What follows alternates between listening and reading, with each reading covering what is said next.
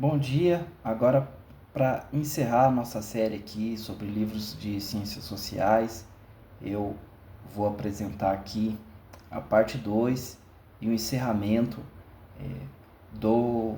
da série de livros de ciências sociais que eu tenho divulgado aqui no canal. Então eu comecei ali, peguei duas perspectivas diferentes, uma perspectiva marxista, que serve como base tanto da social-democracia como do socialismo e vários aspectos do comunismo. E, primeiramente, eu apresentei a ideia filosófica de John Stuart Mill, que é a outra corrente que vai completamente em sentido oposto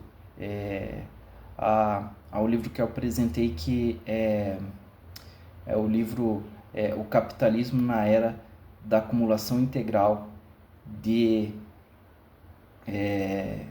Nildo Viana.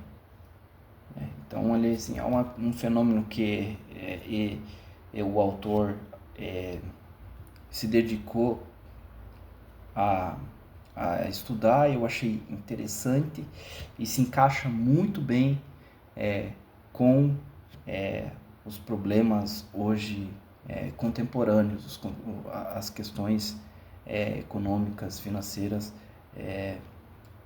vigentes, que estão em voga hoje.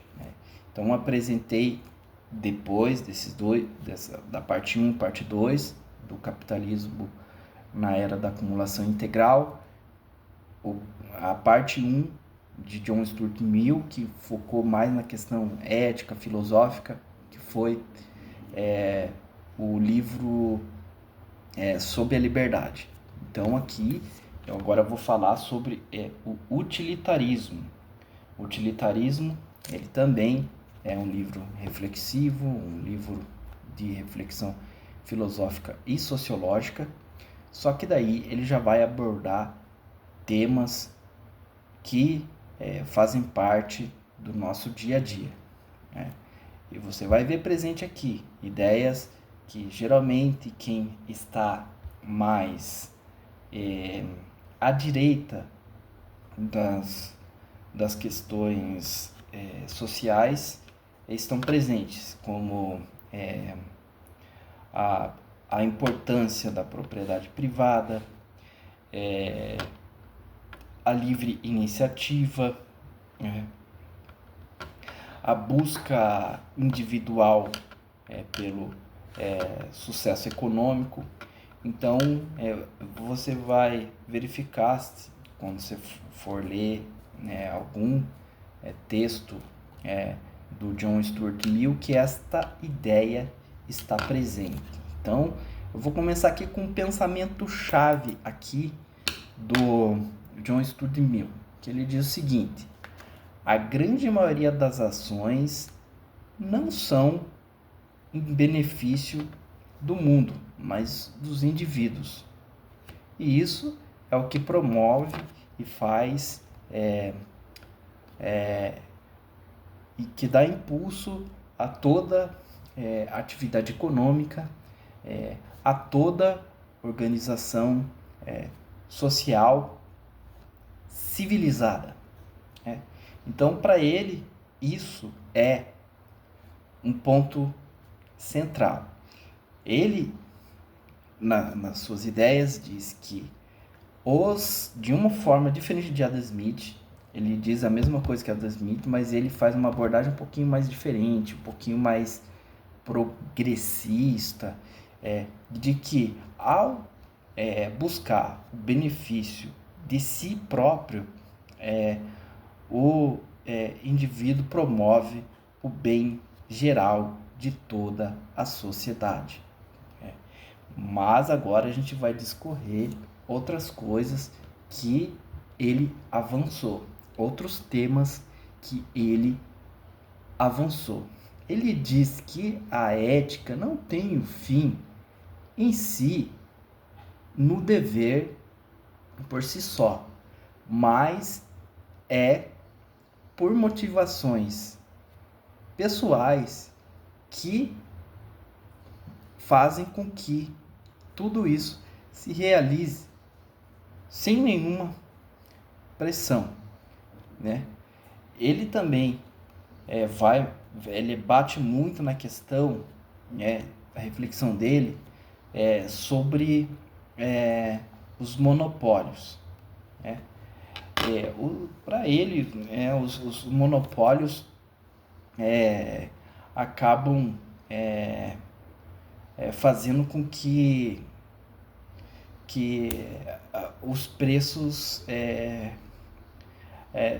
aumentem. Então, para ele, os monopólios, né, os monopólios causam altas de preços, sendo que a concorrência faz com que os mesmos diminuam em razão da livre concorrência, né? Ele também, mas ele não vai uma ideia de capitalismo selvagem, né? Ele diz também que as mentes monopolizadas, né, ou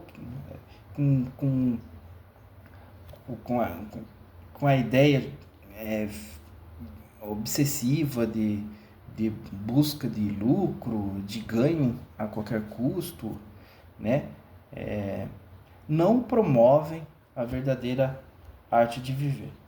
A verdadeira arte de viver, né, é muito diferente. No que ela é diferente? Ela se difere porque as pessoas buscando ali o seu próprio benefício individual, ela acaba causando ali e gerando um efeito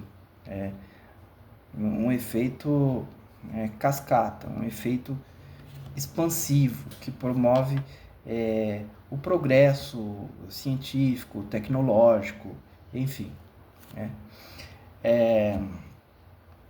Ele já naquela época fazia reflexões a respeito de um mundo no qual o consumo poderia gerar vários problemas, disparidades, desigualdades sociais, enriquecimento abusivo, fora de qualquer concepção fora de qualquer concepção justa, enfim. Ele falou também ali que era contra totalmente a subordinação de um sexo ao outro, porque ele via isso como um obstáculo, né, para a melhoria de toda a sociedade. Ele foi, como parlamentar, um dos parlamentares do parlamento lá britânico, que já propunha, lá no século XVIII, que as mulheres tivessem uma atuação muito mais presente nas organizações e nas corporações, que isso seria benéfico, né, para toda a sociedade se todos pudessem dar a sua contribuição livremente. Lembrando que ele também veio de uma família do qual o seu pai, também James Mill, ele já questionava a questão da escravidão. Ele já via isso como algo que não iria funcionar com o advento da ascensão da nova classe social, que seria a burguesia, que a burguesia gerou vários avanços, inclusive uma ruptura total com o poder da igreja. Eles colocaram a igreja dentro da questão religiosa, no seu devido lugar, e transformaram a sociedade no que ela é hoje. Então, assim, os burgos, como eu já tinha falado em outras em outros vídeos, né? Eram aquelas pessoas que produziam, eram artesãos, eram comerciantes, eram produtores, camponeses. E eles deram um basta de uma vez por todas, é, com a expansão territorial e o uso dessa expansão territorial como bem privado da igreja. Enfim, agora sim, ele fala, critica a questão do monopólio, né, porque ele vê que o monopólio não permite que o preço natural seja aplicado. Por que ele não permite? Porque ele não obedece às normas de mercado, né? Não obedece o princípio da livre concorrência, da livre iniciativa. O que acontece, segundo John Stuart Mill? O monopólio, se ele quiser, nem sempre vai praticar preços mais altos. Por exemplo, ele pode diminuir bastante o preço de determinado serviço ou de determinado bem, né? Ele pode despencar, né? Para pura e simplesmente fazer com que os outros concorrentes entrem em bancarrota, ou seja, acabem falindo. Você pode diminuir muito. Aí, de repente, já quando o monopólio consegue se estabelecer, fazer fusões e tirar as outras concorrentes que vão se tornando menores por causa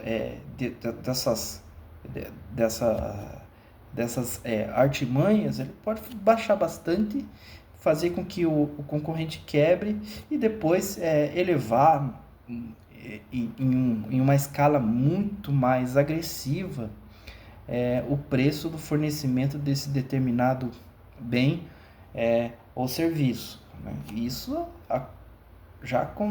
acontece em vários monopólios, em várias empresas aí, inclusive no Brasil. Quando a gente fala da Petrobras, que a princípio era uma estatal 100%, quando ela se tornou uma empresa de capital misto, foi para que outros quadros executivos ali impedissem tais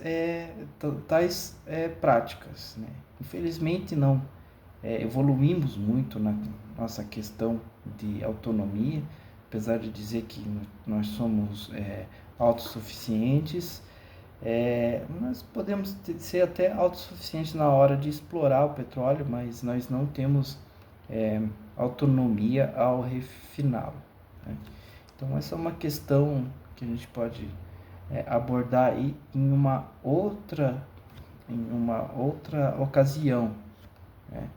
Então ele tem essas ideias bem estabelecidas e na visão dele o Estado é importante quando ele protege a liberdade pessoal, a liberdade individual, a liberdade das pessoas se organizarem, a liberdade das pessoas negociarem, a liberdade das pessoas venderem, a liberdade das pessoas comprarem. Enfim, essa é a ideia base, né, desse autor. Aí eu deixei aqui para o final, para a gente ter bem claro que ele também fazia uma crítica ao surgimento de excedentes abusivos. E hoje a nossa sociedade tornou a questão de a proliferação de bilionários tornou isso uma coisa extremamente natural, né? Sendo que isso é um aspecto de extrema de extremo paradoxo, que faz com que algumas nações, vamos dizer assim, com poder de veto, nações que são super potências, tenham um PIB per capita maior do que alguns continentes aí, que são considerados em desenvolvimento ou subdesenvolvidos, né? Não se diz subdesenvolvidos porque é uma forma até muito pejorativa de dizer, mas eles dizem em desenvolvimento, mas esse desenvolvimento é sempre impedido por ações e medidas protecionistas dessas nações. E isso já corrompe um pouco a ideia de livre iniciativa, né? Então, assim, a questão de você ter corporações privadas com o seu direito de propriedade protegido por leis, protegido por toda a questão legal, é algo que nós já nos habituamos e realmente faz com que as coisas funcionem dentro de uma certa ordem. Só que quando se chega a um ponto de convergência em que há uma possibilidade real de nações com extrema riqueza de matéria-prima se tornem processadoras de toda essa riqueza. Quando isso acontece, começa, né, medidas protecionistas, começa, vamos dizer assim, taxações abusivas, totalmente fora de contexto, com o único fim, né, a livre iniciativa é enquanto você não me oferece um risco de ser meu concorrente. A partir do momento que você, como nação, como país, como Estado, começa a despontar como um potencial concorrente, já começam essas medidas ali, pipocar uma a uma ali, até cercar de todas as formas aquela nação, aquela política econômica ali de expansão que está fazendo com que uma nação rica em recursos use esses recursos com o fim de seu próprio desenvolvimento. Aí as coisas mudam de figura e o comportamento dessas superpotências, dessas organizações presentes na Europa, aqui com a atuação dos Estados Unidos, da China, da Rússia, faz com que a livre iniciativa não seja algo tão intocável assim dentro do sistema capitalista e dentro da lógica neoliberal. esses freios e contrapesos são questões muito bem refletidas durante o período do liberalismo clássico, que futuramente inspirou os neoliberais, mas as ideias neoliberais muitas vezes passam por cima de questões éticas sem o menor escrúpulo. Se for passar por cima de questões éticas para que as suas empresas atuem no mundo inteiro, que elas tirem do mercado empresas nacionais que querem agir globalmente e fazer frente com as suas corporações, as coisas mudam de figura rapidamente.